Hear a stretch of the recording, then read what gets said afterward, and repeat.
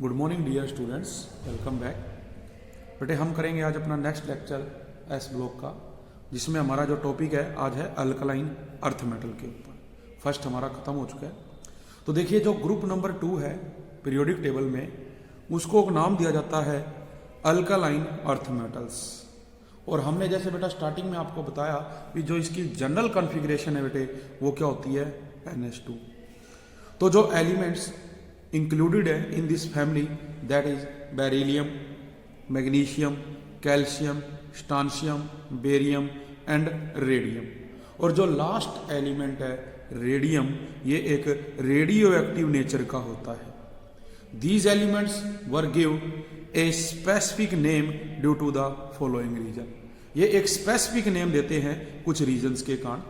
क्या रीजन है? देखो भी जो ऑक्साइड ऑफ दीज एलिमेंट्स हैं वो सिमिलर होते हैं to those of alkali metals and dissolve in water. और जब इसको वाटर में डिजोल्व करते हैं टू फॉर्म हाइड्रोक्साइड्स और एल्कलीज। ये क्या बनाते हैं? ये हाइड्रोक्साइड्स और एल्कलीज बनाते हैं। नंबर 2, जैसे कि नाम चल रहा है अर्थ मेटल्स, भी जो नेम है earth given by chemist to substances like alumina which were quite stable to heat. भी ये जो नेम दिया गया है अर्थ, ये केमिस्ट ने दिए हैं like alumina which were quite stable to heat, जो कि क्वाइट स्टेबल है हीट का। तो जो oxides of calcium, strontium and barium है also quite stable to heat and did not decompose even on strong heating. अगर इसको स्ट्रॉन्ग हीटिंग की जाए तो भी बेटा ये डीकम्पोज नहीं होते। तो जो ये मेटल ऑक्साइड्स हैं and also the metals were alkaline earths, ये सभी अल्कलाइन अर्थ्स मेटल कहलाती हैं। तो at present all the elements जो बेटा इंक्लूड है इन दिस फैमिली, बेरिलियम को छोड़ के, जिसका कि डिफरेंट कैरेक्टरिस्टिक्स होता है, known as alkaline earth metal. इसको हम नाम देते हैं अल्कलाइन अर्थ मेटल्स का।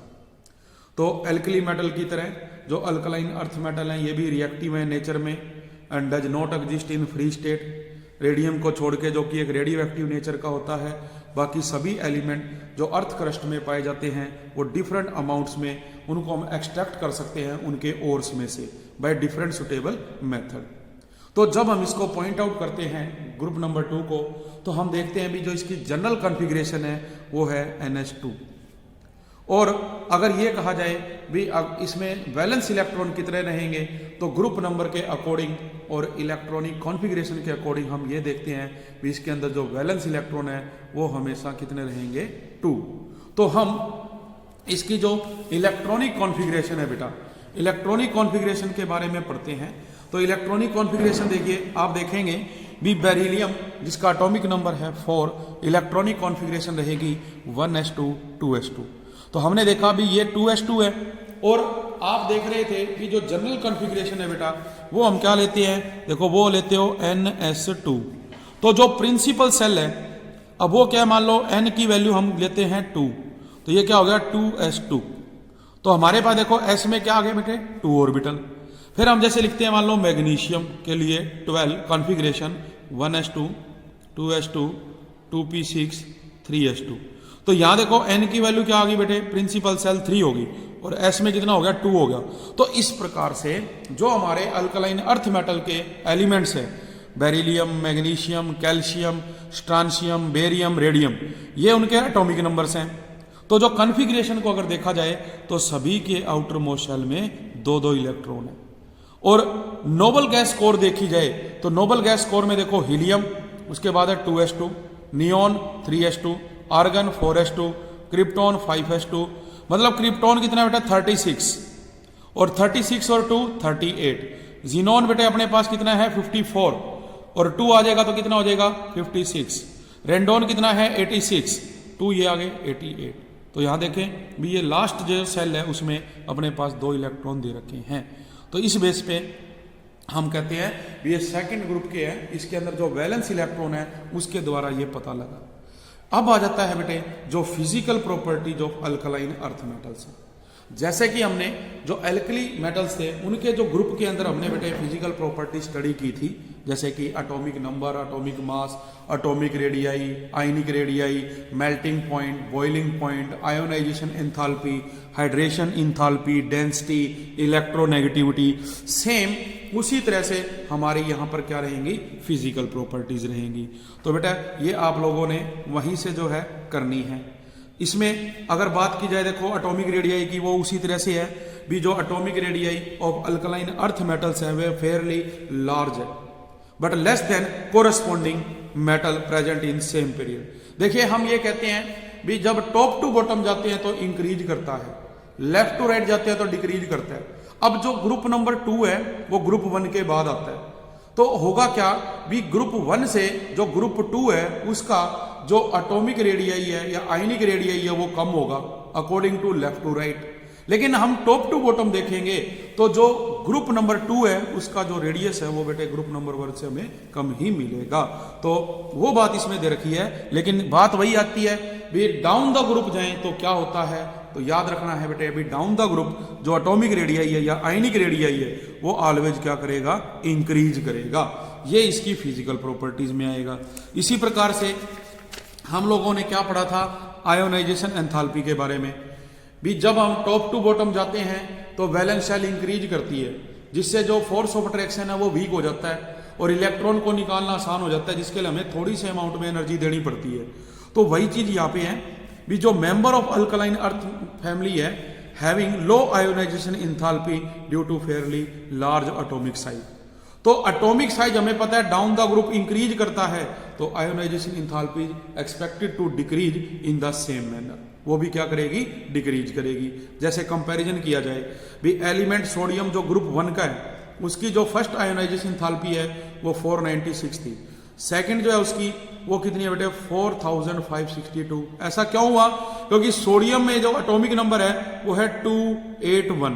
देखो इसको निकाला तो इतनी देनी पड़ी, लेकिन अब 28 नोबल गैस बन गई और नोबल गैस में से निकालने के लिए हमें ज्यादा एनर्जी देनी पड़ेगी। मैग्नीशियम है इसका फर्स्ट इलेक्ट्रॉन निकालते हैं तो 737 देनी पड़ती है, सेकंड निकालेंगे तो 1450 देनी पड़ती है, थर्ड निकालेंगे तो नोबल गैस आएगी, वहां हमें ज्यादा एनर्जी देनी पड़ेगी। ठीक है, तो ये आप देख रहे हैं भी सोडियम से जो मैग्नीशियम है उसकी हायर है than that of sodium because smaller size and more symmetrical electronic configuration, क्योंकि उसका साइज क्या है, छोटा है सोडियम से। ठीक है, और जो मोर सिमेट्रिकल इलेक्ट्रॉनिक कॉन्फ़िगरेशन है वो चीज है। फिर हम बात करें हाइड्रेशन एंथैल्पी की, तो जो हाइड्रेशन एंथैल्पी है बेटे उसमें भी जस्ट लाइक एल्कली मेटल वो क्या कर रहे थे, मोनोवैलेंट कटायन बनाते हैं, ये डाईवैलेंट कटायन बनाते हैं alkaline earth metal and also tendency to get hydrated, और इनमें ये टेंडेंसी होती है भी ये आसानी से हाइड्रेटेड हो जाते हैं। तो जो नेगेटिव हाइड्रेशन एंथैल्पीज है वो मोर है due to smaller size of cation as compare to cation of alkali metal. भी लिथियम है उसका साइज बड़ा होता है बेरिलियम से, तो हम देखें भी जो लिथियम है उसकी जो हाइड्रेशन एंथैल्पी है वो -506 किलो जूल पर मोल है, जबकि बेरिलियम के लिए -2494 किलो जूल पर मोल है। तो अपने पास जो एक सीक्वेंस है हाइड्रेशन एंथैल्पीज का डिक्रीज होने का down the group according to cationic size increases, वो बेटा देखो beryllium, after that magnesium, calcium, strontium, barium. तो ये जो साल्ट्स होते हैं बेटे अल्कलाइन अर्थ मेटल्स के वो भी क्या है, हाइड्रेटेड साल्ट्स हैं, जैसे कि magnesium dichloride exist as magnesium dichloride hexahydrate, जबकि जो कैल्शियम क्लोराइड है वो CaCl2 तो इसके कोरस्पॉन्डिंग अगर हम एल्कली मेटल के साल्ट लें NaCl, KCl, ये अनहाइड्रस होते हैं सिंस इनका जो कटायन है are not hydrated so extensively. Electronegativity की बात की जाए तो जो electronegativity values of alkaline earth metal है वो क्लोज है एल्कली मेटल से, फिर भी थोड़ा सा इनमें चेंज है। जो वैल्यूज हैं डिक्रीज करेगी from beryllium to radium, indicate करती है भी increase tendency to form ionic compound. इनमें जो टेंडेंसी है आयनिक कंपाउंड बनाने की वो इंक्रीज कर रही है। तो इसलिए जो high electronegativity value of beryllium है जिसकी देखो इलेक्ट्रोनेगेटिविटी है 1.5, वो इंडिकेट करती है भी elements tend to form covalent compounds. फिर बेटे बात करते हैं हम oxidation state and electropositive character. बात वही है कि जब हम डाउन द ग्रुप जाते हैं तो साइज इंक्रीज होता है, इलेक्ट्रॉन लॉस होते हैं, तो ये क्या करेंगे, इलेक्ट्रोपॉजिटिव करैक्टर इनका इंक्रीज होगा। तो डाउन द ग्रुप जो इलेक्ट्रोपॉजिटिव करैक्टर है वो इंक्रीज करता है, और जो ऑक्सीडेशन स्टेट है वो बेटे हम देखेंगे भी ये +2 शो करेगा, क्योंकि देखो जो हमारे पास ग्रुप 1 है उसमें एक इलेक्ट्रॉन वो लॉस करते हैं, और एक इलेक्ट्रॉन बेटा लॉस करते हैं तो ऑक्सीडेशन स्टेट कितनी होती है, +1। तो हम देख रहे हैं भी एल्कली मेटल में क्या है, M+ बनाते हैं, जबकि जो हमारे पास डाइवेलेंट कटायन है M2+, ये क्या बनेंगे, जो हमारा एल्कलाइन अर्थ मेटल्स है। तो अगर हमारा एल्कलाइन अर्थ मेटल में हम एक इलेक्ट्रॉन लॉस करवाएं तो वो बेटे क्या करेगा, मोनोवेलेंट कटायन बनाएगा, और जब 2 लॉस करवा देंगे तो वो डाइवेलेंट कटायन बनाएगा। ठीक है, तो इसके अंदर बहुत सारे जो फैक्टर हैं वो इन्वॉल्व हैं, और वो हम अगर डिस्कस करना चाहें तो हम ब्रीफ में करते हैं भी जो डाइवेलेंट कटायन है उसकी जो configuration of nearest noble gas element, जबकि monovalent cation is yet to achieve it. In solid state जो डाइवेलेंट कटायन है results in a stronger lattice than monovalent cation. कारण उसका because of smaller ionic radius and greater magnitude of positive charge as compare to monovalent cation. Aqueous solution में अगर देखें तो जो divalent cation है उसके अंदर ग्रेटर टेंडेंसी होती है to get hydrated because of its smaller size and stronger positive field as compare to monovalent cation. तो जो हाइड्रेशन इंथैल्पी है विच इज रिलीज्ड, जो कि रिलीज होती है more in case of divalent cation as compare to monovalent cation. तो इस base पे अगर हम देखना चाहें तो हमारे पास देखिए डायग्राम्स भी हैं भी जो फॉर्मेशन ऑफ मैग्नीशियम क्लोराइड है, मैग्नीशियम की जो डेल्टा H है वो 150 है। ठीक है, इसी तरह से हम लेते हैं मैग्नीशियम, जब देखो एक इलेक्ट्रॉन छोड़ता है तो 37 है। क्लोरीन है बेटे 122, एक इलेक्ट्रॉन गेन करेगा -348।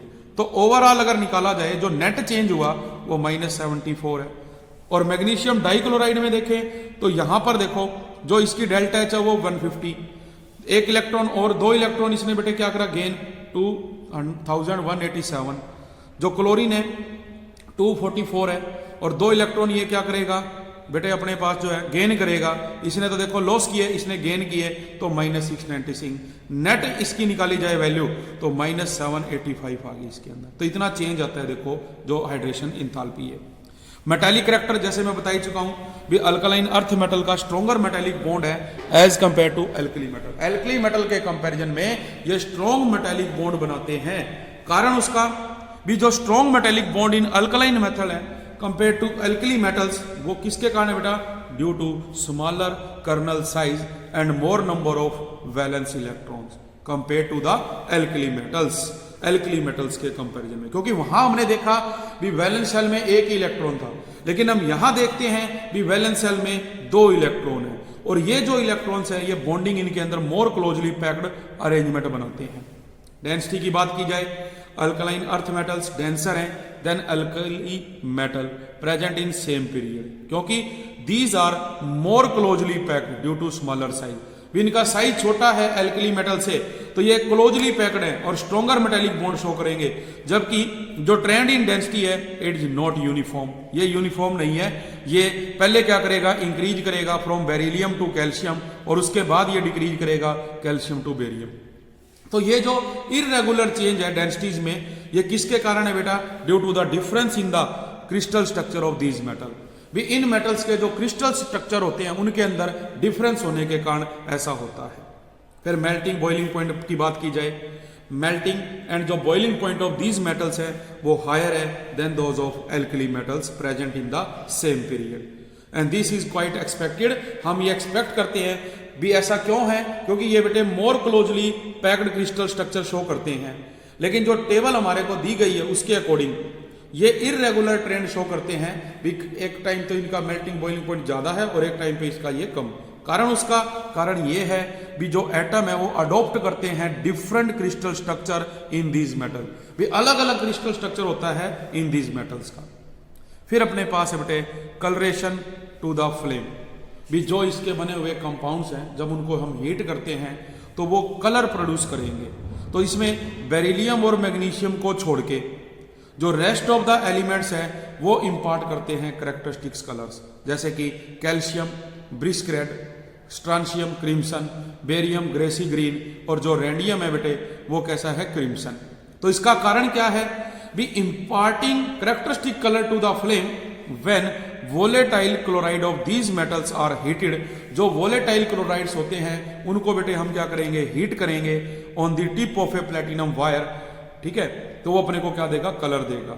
और जो heat energy provided by the flame is sufficient to excite, और ये जो हम हीट देते हैं ये सफिशिएंट है इलेक्ट्रॉन को एक्साइट करने में हायर एनर्जी स्टेट में। तो मतलब ये हुआ भी बेरिलियम एंड मैग्नीशियम को छोड़ के जो बेटे अपने first two member of family के fail to impart any colour, ये फेल हो गए, किसी भी प्रकार का कलर शो नहीं करेंगे because of smaller size and high ionization enthalpy. तो जो एनर्जी ऑफ द फ्लेम है is not sufficient to excite the electron, ये एनर्जी सफिशिएंट नहीं है to excite the electrons in these atoms, इन एटम्स के बीच में, ठीक है। तो ये बेटे हमारे पास क्या थी, फिजिकल प्रॉपर्टीज थी जो कि हमने पढ़ी अल्कलाइन अर्थ मेटल्स के लिए। तो अल्कलाइन अर्थ मेटल्स के लिए हमने इसके बारे में जो है बेटे क्या किया, डिस्कस किया, ठीक है। इसके बाद जो नेक्स्ट हमारे पास टॉपिक आ जाता है वो बेटे आ जाता है chemical properties of alkaline earth metal. इसमें हम देखेंगे भी हम किस प्रकार से जो ये हमारी अल्कलाइन अर्थ मेटल्स हैं रिएक्ट करती हैं एयर से, वाटर से, हैलोजन से, नाइट्रोजन से, एटसेट्रा। तो जैसे फर्स्ट पॉइंट देखो जो हम लेते हैं बेटे वो है रिएक्शन विद ऑक्सीजन। इसमें क्या होगा, जब हम ऑक्सीजन से इनकी रिएक्शंस करवाएंगे तो बेटा ये ऑक्साइड बनाएंगे और परऑक्साइड बनाएंगे। तो जैसे एग्जांपल है मेटल प्लस O2 हीट करने पे ये मेटल ऑक्साइड बनाएगा। तो मेटल के रूप में देखो बेरिलियम, मैग्नीशियम, कैल्शियम, स्ट्रांशियम हम लेंगे, ठीक है, तो वो क्या बनाएंगे, मेटल ऑक्साइड। जबकि अगर हम डाई ऑक्सीजन के साथ रिएक्ट कर रहे हैं तो ये क्या करते हैं, मेटल परऑक्साइड भी बनाते हैं कुछ केस में। तो जो बेरिलियम है वो अनरिएक्टिव है और वो रिएक्ट करेगा अबाउट 600 डिग्री सेल्सियस पे when the powder form of metal is heated with oxygen. Magnesium भी बर्न करेगा ऑन हीटिंग। सेकंड पॉइंट है बेटा रिएक्शन विद वाटर। वाटर से जब ये रिएक्शन करेगा तो बनेगा हाइड्रोक्साइड। इसके अंदर भी हम कहेंगे भी जो हमारे पास member of the alkaline earth metals हैं बेटा ये लेस रिएक्टिव हैं towards water as compare to the corresponding alkali metal. ऐसा क्यों होता है, because of less electropositive nature. तो हम जब स्टीम देंगे इसको मेटल के साथ तो देखो मैग्नीशियम प्लस वाटर स्टीम की फॉर्म में ये मैग्नीशियम हाइड्रोक्साइड बनाएंगे, हाइड्रोजन गैस इवोल्व होगी। और ये जो हाइड्रोक्साइड्स हैं are also formed when metal oxide are dissolved in water. जरूरी नहीं है भी हमने मेटल लेनी है, अगर हम मेटल ऑक्साइड को भी वाटर में रिएक्ट करें तो आप देखेंगे हाइड्रोक्साइड बनेगा। फिर है reaction with hydrogen, that is formation of hydride. जो मेंबर ऑफ द फैमिली है बेरिलियम को छोड़ के combine with hydrogen directly upon heating to form metal hydride. क्या बनाएंगे वो, मेटल हाइड्राइड्स बनाएंगे। तो मेटल प्लस H2 हीट किया मेटल हाइड्राइड। और ये जो मेटल हाइड्राइड है बेटे इनको हम इनडायरेक्टली भी प्रिपेयर कर सकते हैं by the reduction of beryllium dichloride with lithium aluminium hydride. इसको हम डिसोल्व करेंगे अनहाइड्रस ईथर में।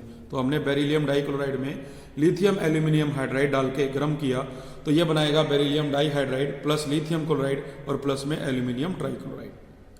तो जो स्ट्रक्चर है वो भी इसके अंदर हम देखते हैं बेटे भी जो स्ट्रक्चर ऑफ बेरिलियम डाइहाइड्राइड है ये एक पॉलीमेरिक सॉलिड स्ट्रक्चर है जिसमें आप देख रहे हैं एन किस लिए, क्योंकि ये पॉलीमेरिक स्ट्रक्चर है। इसमें एन की वैल्यू हम 1 2 3 इस तरह से लेंगे। इसमें जो ईच हाइड्रोजन एटम है वो इन्वॉल्व है इन ए 3 सेंटर्ड बॉन्ड। जो 3 सेंटर्ड बॉन्ड है वो क्या होते हैं, before the detail study of 3 centred bond also called bridge bond हम पढ़ेंगे structure of diborane in unit 11। तो आप देखें भी यहां बेरिलियम है, ये वाले ये हाइड्रोजन है जो क्या कर रहे हैं, ब्रिजिंग बना रहे हैं। तो इसके बारे में डिटेल में हम नेक्स्ट यूनिट जो अपनी आएगी उसके अंदर स्टडी करेंगे। फिर हम करते हैं बेटा हैलोजन्स के साथ इसकी फॉर्मेशन। तो फॉर्मेशन जब हैलोजन से होगी तो ये हैलाइड्स बनाते हैं। तो metal plus halogen acid HX ये क्या बनाएगा, मेटल हैलाइड। हाइड्रोजन यहां से बाहर जाएगी। अगर मेटल ऑक्साइड को हम हैलोजन एसिड से करें तो मेटल हैलाइड प्लस में वाटर बनेगा। अगर मेटल हाइड्रोक्साइड को हम मेटल हैलाइड से करेंगे एसिड हैलाइड से करेंगे तो ये क्या करेगा, मेटल हैलाइड प्लस वाटर बना देगा। तो इस तरह से हैलोजन फॉर्मेशन के साथ ये हैलाइड्स बनाएंगे। फिर फिफ्थ पॉइंट आ जाता है रिएक्शन विद कार्बन, जिसमें क्या होगा, जब ये कार्बन से जुड़ेंगे तो कार्बाइड्स बनाएंगे। एग्जाम्पल के लिए जैसे हमने देखा भी अपने पास है बेरिलियम कार्बाइड, इसको हमने वाटर में डाल के हीट किया तो ये बनाता है बेरिलियम हाइड्रोक्साइड प्लस अपने को क्या देगा, मीथेन गैस। सेम इसी तरह अगर हम कैल्शियम को कार्बन के साथ रिएक्ट करें 1100 डिग्री सेल्सियस टेम्परेचर पे तो ये कैल्शियम कार्बाइड बनाता है। कैल्शियम ऑक्साइड को कार्बन डाल के 2000 डिग्री सेल्सियस पे गर्म करें तो ये calcium carbide plus carbon monoxide बनाएगा। नाइट्रोजन के साथ जैसे हम पहले कर चुके हैं भी, ये बेटे नाइट्राइड्स बनाते हैं जिसको हम बाइनरी कंपाउंड फॉर्मेशन भी कहते हैं मेटल्स की। तो upon heating in atmosphere of nitrogen, जो member of the alkaline earth family है, ये नाइट्राइड्स बनाएंगे विद द फार्मूला M3N2। तो देखिए मैग्नीशियम प्लस N2 हीट किया, ये बनाएगा magnesium nitride. Calcium plus N2 heat करेंगे, ये बनाएगा कैल्शियम नाइट्राइड। तो ये जो मेटल नाइट्राइड्स हैं ये क्रिस्टलाइन सॉलिड्स होते हैं बेटे, और ये रिएक्ट करेंगे वाटर के साथ हाइड्रोलिसिस पे और लिबरेट करेंगे अमोनिया गैस।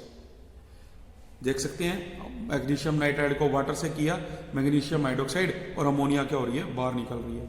अगर बेटा इन्हीं मेटल्स को हम सल्फ्यूरिक एसिड के साथ रिएक्ट करें तो ये सल्फेट्स बनाते हैं। आपने लिया मैग्नीशियम, मान लो यहां हम क्या लेते हैं मेटल के रूप में मैग्नीशियम ले लें और H2SO4 में डाला, क्या बनाएगा, ये मैग्नीशियम सल्फेट बना देगा, जबकि जो H2 गैस है वो यहां से क्या होगी बेटे, बाहर निकलेगी आपकी। ठीक है, तो इस तरह से हमने देखा भी ये जो हमारे पास कुछ केमिकल प्रॉपर्टीज हैं।